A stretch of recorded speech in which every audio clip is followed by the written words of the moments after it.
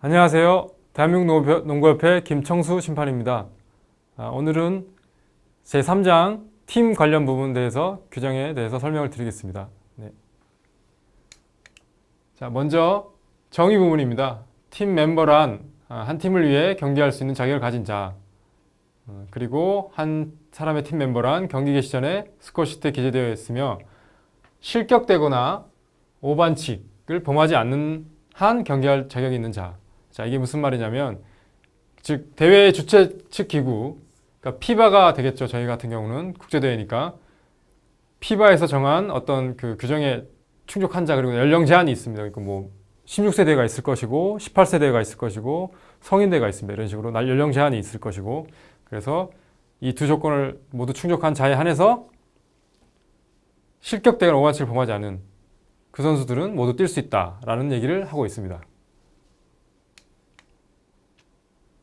자, 경기 중에 팀 멤버. 여러분 너무나 잘 아다시피 당연히 경기할 자격을 갖고 코트에 경기를 하고 있는 선수 5명이 되겠죠. 그리고 경기할 자격이 있는 교대 선수 7명이 되겠습니다. 그래서 합의 엔트리는 12명이 이루어져 있습니다. 농구는 12명으로 이루어져 있습니다. 그리고 오반칙을 범하여 더 이상 경기할 자격이 없는 선수. 당연히 이 선수들은 자격 상실을 하기 때문에 게임을 뛸 수 없습니다.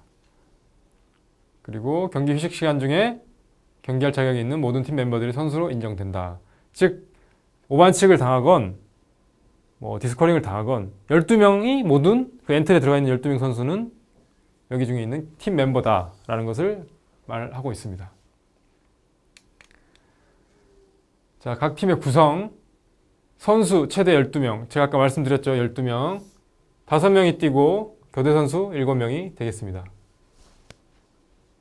선수 구성 따라서 팀 구성 따라서 6명이 될 수 있는 거고 이런 부분은 상관은 없고요.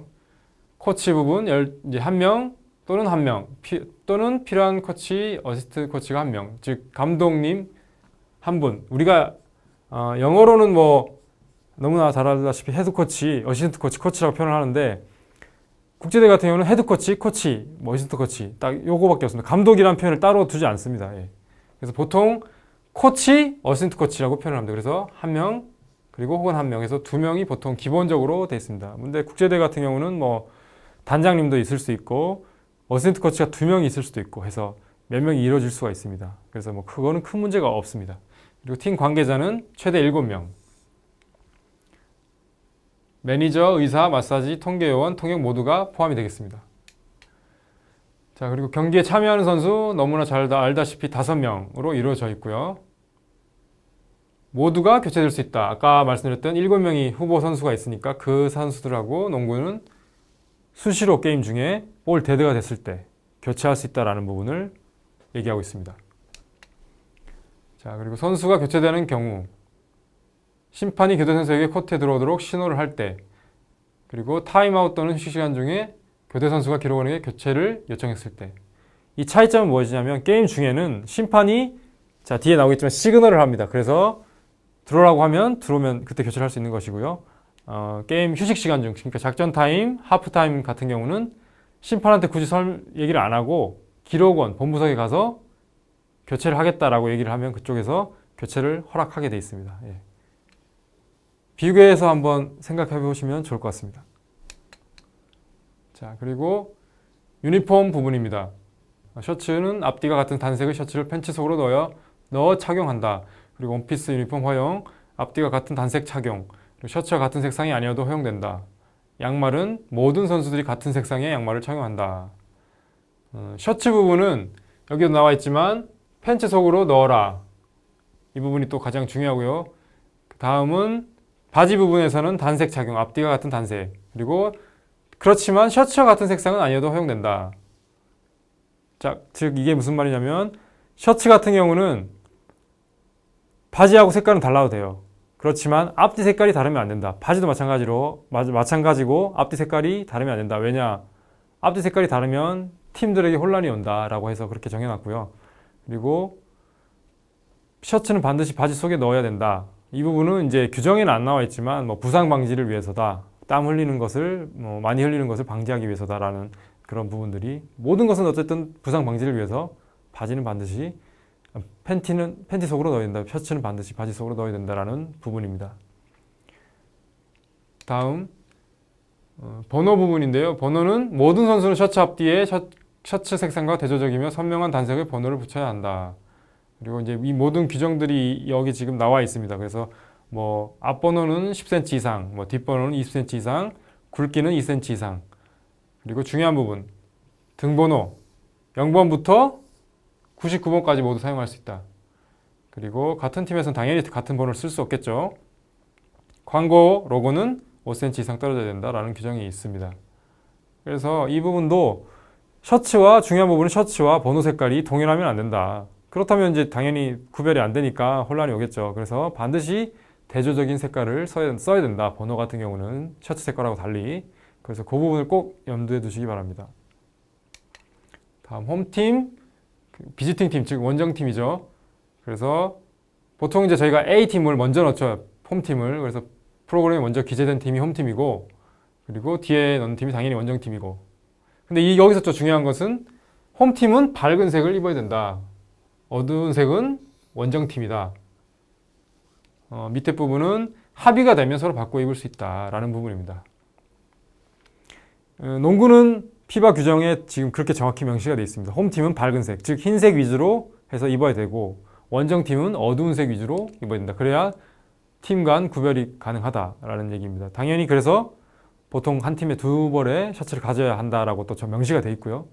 그래서 흰색을 보통 이제 홈팀이 입게 되는데 간혹 이제 뭐 우리나라 같은 경우 고대 같은 경우에 이제 빨간색이 자기들 학교 팀이에요. 학교 색깔이잖아요. 그래서 자기들이 홈팀인데도 불구하고 빨간색을 갖고 왔어요. 이럴 경우에는 이제 조금 합의가 된다. 예를 들면 상대 팀하고 합의가 되면 뭐 서로 다른 색깔을 입을 수 있어요. 우리가 빨간색 입고 저쪽 팀이 뭐 흰색을 입을 수 있다. 뭐 이런 부분들이 생기는 것이죠. 예, 그래서 맨 밑에 아까 보셨던 바꿀 수 있다는 부분이 그런 규정입니다.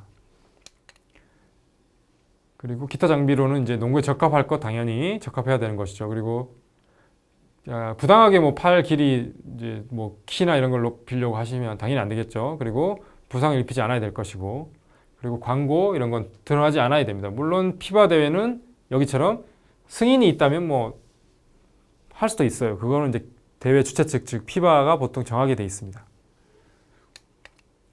자, 중요한 부분입니다. 허용되지 않는 장비들. 그래서 여기 나와 있는 것처럼 가죽, 플라스틱, 뭐 금속, 이 밖에 단단한 자료로 만든 손가락, 손목, 팔꿈치, 팔뚝 보호대, 깁스, 부목 이런 것들은 이제 허용이 안 되고요. 중요한 건 단단한 재료, 딱딱한 재료는 허용되지 않는다. 그리고 상처나 찰과상 입힐 수 있는 것은 안 된다. 즉 예를 들어 손톱입니다. 손톱이 길면 게임을 못 뛰게 돼 있고 길면 심판이 자를 수도 있다라는 거 명심해 두시고요. 그리고 헤드기어나 머리 액세서리 당연히 단단하면 당연히 안 되겠죠. 그리고 반지, 뭐 목걸이 이런 보석류 선수들은 못하게 돼 있고 심판들도 못하게 일단 규정으로 돼 있습니다. 중요한 것은 단단한 자료는 할 수 없다라는 부분 꼭 기억해 두시기 바랍니다. 그리고 착용이 허용되는 것 반대로 착용이 허용되는 것입니다. 보호대. 근데 이것도 마찬가지로 속에 뭐 철 같은 걸로 만들었는데 바깥에만 천으로 감쌌다. 이런 건 허용되지 않습니다. 위험하니까. 바지와 같은 색상의 언더가멘트 당연히 허용되겠죠. 그리고 셔츠와 같은 팔 보호용 소매, 그리고 압박 스타킹, 그리고 뭐 브레이스, 그리고 안경, 코뼈 보호기구, 마우스 가드, 마우스피스라고 얘기하죠. 그리고 뭐 머리띠, 뭐 우리가 농구 선수를 많이 차죠. 천으로 된 머리띠. 그리고 색깔이 없는 뭐 테이핑도 많이 하는데 중요한 건 여기 공통적인 게 뭐냐면 같은 색상, 색깔이 없는 뭐 이런 식으로 표현이 돼 있어요. 그래서 마우스 가드나 테이핑조차도 색깔이 있는 건 알록달록한 거는 막 상대 팀한테 혼란을 준다고 해서 못하게 돼 있어요. 그래서 이 부분을 꼭 명심해 두시고,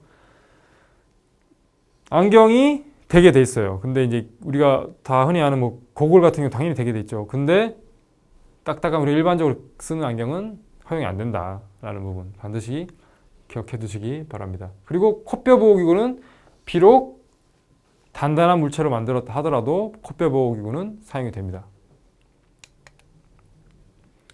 그리고 경기 중에 부상 부분입니다. 그래서 볼이 라이브 되는 동안 심판 허가를 불지 말아야 하지만 부상 선수를 보호할 필요가 있을 때는 즉시 경기를 중단시킬 수 있다. 심판의 이거는 의무입니다. 임무고. 그래서 이제 이쪽 부분 라이브 되는 동안 불지 말아야 하지만 이란 단서를 달았어요.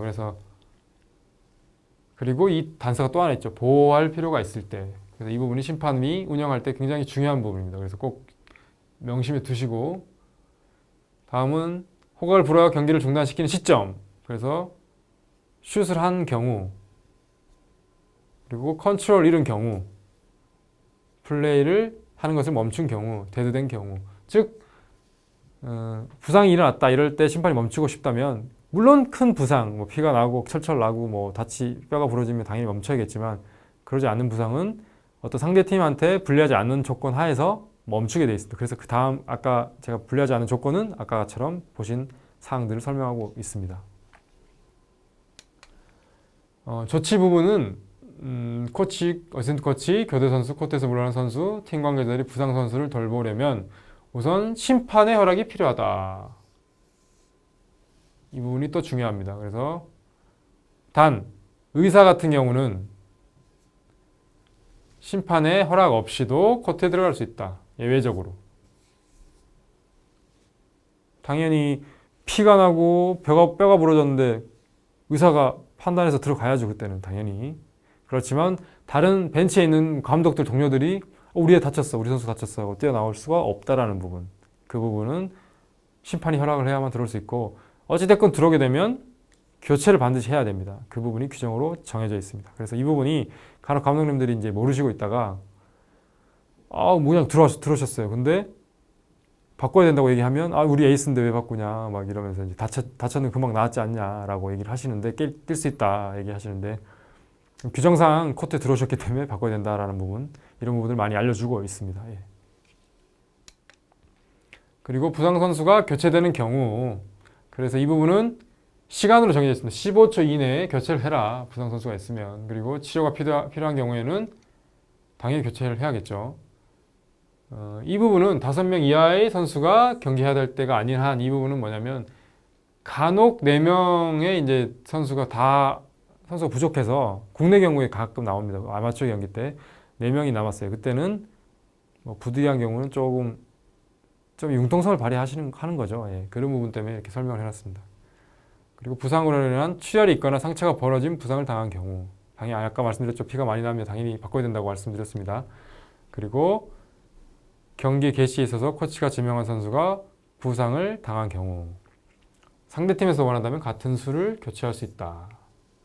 그래서 요약을 하자면, 부상을 당하면 15초 이내 교체를 해야 되고, 심판이 허락해야 코칭 스텝이나 동료들이 들어올 수 있고, 그리고 피가 나면 반드시 바로 바꿔야 되고, 벤치에 들어오든 안 들어오든 피가 나면 반드시 바꿔야 됩니다. 그리고 게임 20분 전에, 우리가 이제 웜업 타임 20분을 주는데 20분 전에 몸을 풀다가 뭐 손이 찢어졌거나 덩크를 하다가 다쳤을 경우에는 부득이하게 스타팅 멤버에 한해서 교체를 해야 되죠. 그렇다면 그때는 상대팀도 스타팅 멤버 중에 교체를 할 수 있다. 1명이면 1명, 2명이면 2명 제한을 둔다라는 부분을 설명하고 있습니다. 그리고 부상 선수가 재투입되는 경우, 출혈이 당연히 멈추거나 벌어진 상처가 완벽하게 가려진 상태로 치료된 경우는 당연히 들어올 수 있겠죠. 그리고 타임아웃이나 경기 시기가 멈춰 있는 동안에 기록원 교체 신호가 있기 전에 부상으로부터 회복된 경우. 자, 이 부분이 조금 중요합니다. 그래서 타임아웃을 불었어요. 이 부분 때 다시 돌아가겠습니다. 예를 들어서 부상 선수가 나왔어요. 근데 그 감독이 부상 당하자마자 심판이 멈췄을 거 아니에요. 부상을 당했으니까. 그래서 그때 감독이 작전 타임을 불었어요. 이럴 때는 아직 심판이 뭐 교체 신호를 안 했지 않습니까? 그렇기 때문에 그 볼 데드된 휴식 시간 동안에 교체해서 나오시면 되고, 교체를 안 하겠다면 그냥 나와도 된다라는 것을 말하고 있습니다. 그래서 부상을 당했다고 무조건 교체해야 된다는 부분은 아닌 것이죠. 심판이 아직 교대 신호를 안 했고 작전 타임이 불렸기 때문에 상처가 나왔다면 팀에서 유동적으로 그냥 안 바꾸고 게임을 할 수 있다라는 부분을 설명하고 있습니다. 다음은 주장의 임무와 권한입니다. 주장이란 경기장 내에서 그 팀을 대표하기 위해 코치가 지명하는 선수. 모든 스포츠에는 주장이 있지 않습니까? 뭐 농구든 다른 스포츠, 야구도 마찬가지고. 그래서 농구의 주장은 어떤 임무를 갖느냐, 어떤 권한을 갖느냐라는 부분을 앞으로 설명을 드리겠습니다. 자, 먼저 임무와 권한. 경기 중일 때와 경기 끝난 후에 임무가 있습니다. 경기 중일 때는 볼이 대두되고 경기 시기가 정지된 동안에 알고자 하는 사항에 대해 심판들과 정중한 태도로 의견을 알 수 있다. 끝나고 나서는 제소 의사를 주심에게 알릴 수 있다. 서명함으로써. 스코어 시트에 서명함으로써. 먼저 경기 중일 때는 주장만이 그 심판들과 얘기를 할 수 있다는 얘기입니다. 즉, 볼 데드가 됐을 때. 그래서 흔히 농구를 보실 때 감독들이 야, 가서 주장한테 얘기해봐. 아니, 심판한테 얘기해봐. 주장 와봐. 심판한테 얘기해봐. 이런 부분들이 나오는 것이죠. 이 조항 때문에 하고 있는 것입니다. 그리고 게임이 끝난 후에 또 하나 주장 임무가 가장 중요한데요. 우리 팀에 불만이 있어요. 예를 들어서. 그래서 소청을 해야겠어요. 그럴 때는 감독이 가서 뭐 소청하겠다는 게 아니라 주장이 반드시 가서 사인을 해야만 그 소청의 권한이 주어진다는 겁니다. 그 부분이 가장 핵심이 되겠습니다. 다음 코치의 임무와 권한. 그래서 이제 개시 전 임무 20분 전부터 아까 제가 혈액이 발생한다고 말씀드렸죠. 그래서 20분 전에 기록원에게 이제 명단을 제출하고 거기 당연히 번호, 이름, 멤버 명단을 연번호로 기록한 것을 제출합니다. 그리고 주장의 이름, 코치와 어시스턴트 코치의 이름을 당연히 써야 되겠죠.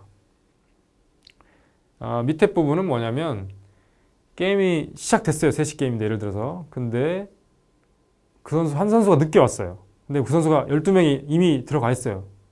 그렇다면 그 선수는 늦게 와도 뛸 수 있다라는 얘기를 하고 있습니다.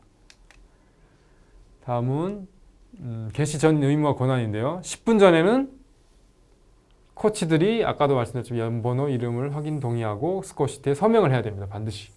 사인을 해야 된다는 거죠. 사인을 해야만 효력을 발생하는 것이죠. 그리고 5명의 선수를 꼭 지명해야 됩니다. A팀 코치가 먼저 이 절차를 마친다. 홈팀이 보통 먼저 마칩니다. 그리고 10분 전에 반드시 코치가 스타팅 멤버 5명을 반드시 체크해야 된다라는 부분을 설명하고 있습니다. 경기 중에 의무와 권한입니다. 코치들은 코치만이 팀벤치에 앉을 수 있고 팀벤치 구역에 머물 수 있다. 그리고 코치만이 경기 중에 볼이 되고 경기 시기가 정지되면 기록석에서 숫자 관련 정보를 얻을 수 있다. 선수가 가는 것이 아니고 코치라는 겁니다. 코치. 그리고 코치진 중에 한 사람만이 경기 중에 서 있을 수 있다. 벤치 구역 안에서 선수에게 말로 지시를 낼 수 있다. 중요한 부분, 한 사람, 한 코치든 어시스턴트 코치든 상관없습니다. 감독이든 코치든 상관없이 한 명만이 일어나서 지시를 할 수 있다라는 부분입니다. 코치는 주장이 경기장을 떠날 때 코트에서 주장을 대행할 선수의 번호를 심판에게 알려야 한다. 경기 중 5명 중에 반드시 주장이 있어야 된다. 12명 중에도 있어야 되지만 게임 중 5명 중에 반드시 있어야 됩니다. 그래야 게임을 뛸 때 질의를 할 수 있습니다. 심판한테. 주장이 가서 얘기를 해야 되니까. 벤치에 있는 선수가 주장이라면 할 수가 없겠죠. 네, 그런 부분들이 있습니다. 그리고 코치는 규칙에 프리드로를 할 선수가 정해져 있지 않을 경우 프리드로를 할 선수를 지명해야 한다. 이 부분은 뭐 테크니컬 파울이 나왔을 경우에는 코치가 자이트 쏠 선수를 지명하게 되어 있습니다. 그래서 이 부분을 설명하고 있습니다. 자, 어시스턴트 코치 대행. 어시스턴트 코치가 있다면 경기 시작 전에 이름을 스코어 시트에 기재해야 합니다. 그리고 코치가 업무와 권한을 계속 수행할 수 없을 때 어시스턴트 코치가 필요하겠죠. 코치의 임무와 권한 대행을 한다. 이건 이제 팀마다 어시스턴트 코치를 두는 데가 있고 안 두는 데가 있으니까 필요하다면 둬도 된다라는 것을 설명하고 있습니다. 당연히 코치가 뭐 T파울을 테크닉 파울을 많이 받아서 나가게 되면 그 다음 어시스턴트 코치가 대행을 하게 되겠죠. 주장의 코치 대행. 주장이 코치의 의무와 권한을 대행하는 경우 4가지 경우가 있습니다. 코치가 없는 경우, 코치가 임무를 계속 수행할 수 없는 경우, 그리고 스코어 시트에 이제 어시스턴트 코치가 없는 경우, 그리고 어시스턴트 코치가 임무를 계속 수행할 수 없는 경우, 마지막에는 이제 주장이 실격되거나 부상으로 인해 코트를 떠나면 코치를 대행할 수 없으니까 이때는 교체된 주장이 코치를 대행한다라는 부분입니다. 이 주장의 코치 권한 대행은 아까도 앞에서 설명을 계속 하고 있는 부분입니다. 그러니까 당연히 감독 코치가 없다면 그 팀의 감독 코치 역할을 주장이 해야 된다는 것이죠. 그거를 권한을 대행을 받는다는 것이죠. 그러니까 예를 들어서 게임 중에 감독 코치님이 어필을 하거나 해서 심판이 테크닉팔 여러 개 줬어요. 아니면 디스커링을 줬어요. 그래서 퇴장을 당했다. 이럴 경우에는 감독 코치가 부재가 되니까 당연히 그 주장이 그 권한을 대행을 받습니다. 그러니까 선수로도 뛸 수 있는 거고 벤치에 있을 때는 감독이 되는 것이죠. 그래서 작전 타임을 부를 수도 있는 것이고. 그래서 주장의 권한 중에 또 이 부분이 굉장히 중요하다. 그래서 주장이 교체될 때마다도 반드시 코트의 주장은 누가 있느냐라는 것도 그래서 또 확인하는 것이 또 중요합니다. 그래서 주장은 어떤 선수가 주장을 하든 그 주장은 그 임무를 다 해서 최선을 다해야만 그 게임을 원활하게 진행시킬 수 있다라는 부분 너무나 잘 아실 겁니다. 자, 그럼 이번 시간은 여기까지 하는 걸로 하겠습니다.